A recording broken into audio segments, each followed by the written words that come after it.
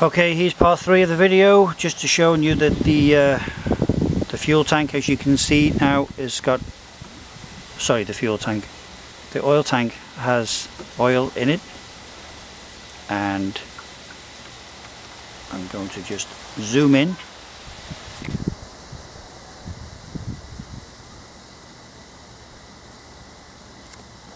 And you can clearly see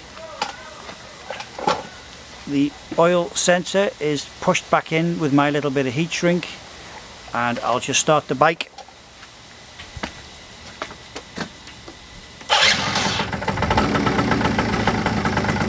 And as you can see, there's no oil coming out, so I think we can safely say this has been a success.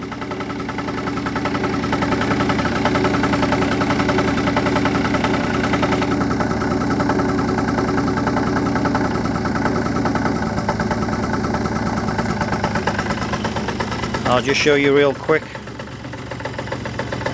See, we don't need the engine on for this, but I can show you real quick that the oil is right up to the fill mark where it should be.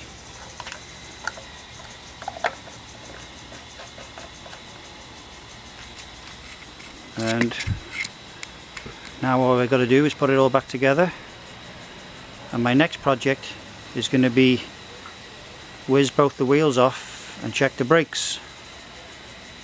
So I guess we'll come back another time and show you that. I hope you've enjoyed it.